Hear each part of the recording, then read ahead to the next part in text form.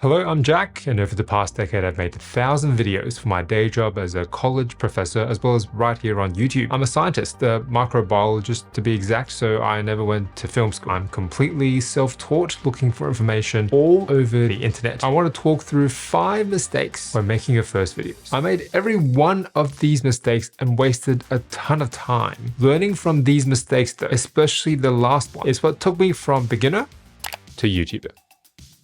And is the main reason why I was named the Australian University Teacher of the Year, the #1 prize a teacher can win in my country back in 2020. Mistake 5, no backbone. The backbone of a video is what's on screen 90% of the time. If you look at a typical video timeline, it's the track that runs all the way from start to finish. Everything else, music, sound effects, text, graphics, is attached to the backbone video clip, which gives your video structure and direction. The most common backbone is what we call A-roll, a person on screen talking to a camera. And the easiest way to do this is to script out what you're going to say. And this was my first big mistake. I never wanted to script anything out. At that time, about 5 years ago, I was really lost in my career, if I'm honest. I didn't know how to make a name for myself in my area of higher education. I thought making videos was a huge waste of time. I needed to make videos though as part of my job as a college professor, so I did what any unwilling participant did, get it over and done with as quickly as possible. I teach science classes, none of it is scripted, so I thought I should be okay improvising off the cuff. There is just something though about that bright light coming on. Knowing that I'm being recorded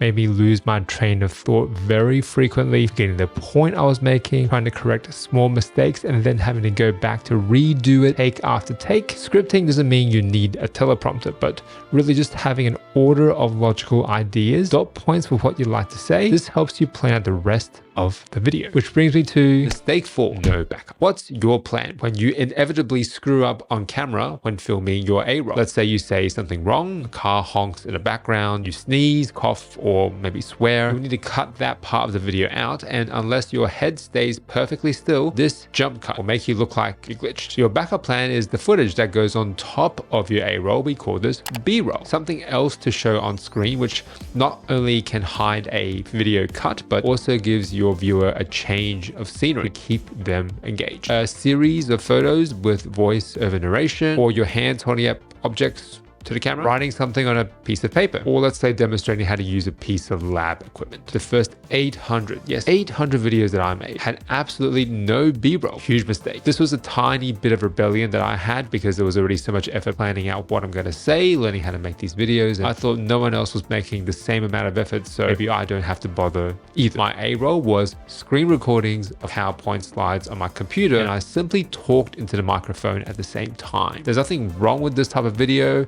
when you're getting started, and I never appeared on screen. It was supposed to be quick and easy. So easy, in fact, that PowerPoint has even got this feature built into the workflow right now, the click of a button. So that's very simple and available to you if that's what you're going for. But this is what sports coaches mean when they harp on about the importance of working hardest when no one was watching. Who was I punishing or rebelling against by not taking that extra step to make the videos as good as I could? Turns out, of course, it's me. I had to film my A-roll in one take. If I said something wrong, I can't just pick up where I left off. I've got to start all over again. I was only in this predicament because of mistake 3, no editing. Who has the time to edit videos? Certainly not someone who has a full-time job doing something else, but not investing the time up front to learn how to edit was another big mistake I made early on. Video editing is fundamentally a skill set based on making good choices. Knowing enough about the setting to choose the right scene to focus on, or the extraneous bits that aren't relevant and you can cut them out. You shouldn't be intimidated by learning. In fact, any editing program for videos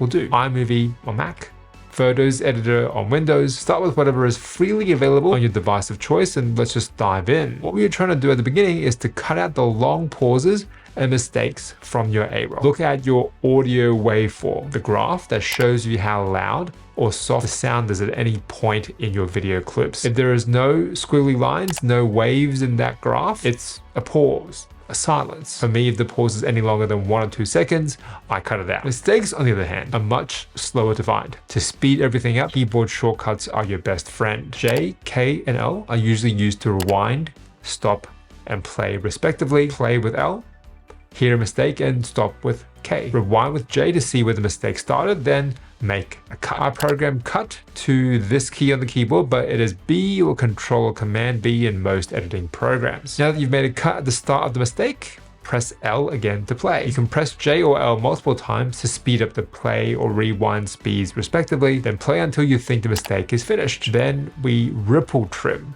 Delete everything from the current position to the last cut, essentially the end of the mistake back to the beginning of the mistake, and that whole mistake is gone. You can see I program cut and ripple trim to these keys on my keyboard, but everyone's own preferences will vary. You can drag some B-roll on top to hide the cut. No one will be able to tell that you were trying to cover up a mistake. It's no surprise that I didn't want to learn how to edit videos because 5 years ago, I was not good at editing my professional choices, let alone video choices. I said yes to all the lower level tasks I knew I could do and was intimidated and scared by the high level jobs I had never done before. I was very comfortable staying in my comfort zone, but there's only so much an edit can do if your footage isn't great to begin with. Which brings me to mistake 2. No quality control, also known as trying to polish. There's nothing quite so demoralizing as looking at yourself on video, including you look and sound bad. The first videos I made, objectively terrible location, bad sound, poor lighting, but it turns out you can get great footage from even very basic equipment you may already own. Let's start with microphone. Doesn't have to be a fancy one like this. Whatever you have available. The general principle is the closer you are to the microphone, the crisper the audio will be. If you're using a mic built into your computer, that means you'll need to sit very close to your computer, which may not always be ideal or possible. If you had any budget at all to spend, investing in a USB microphone. But the main thing is you can position it anywhere in the room as long as you're close to it. For the money, I don't think you can beat any of the offerings from an Australian company, Rode. I've linked some options down below. You can really go a lot further down this rabbit hole and have audio interfaces, XLR inputs, then you're really in the territory of diminishing returns. Next, let's talk camera and lights. Stick with the webcam built into your computer for now. If it's sitting on your desk, it's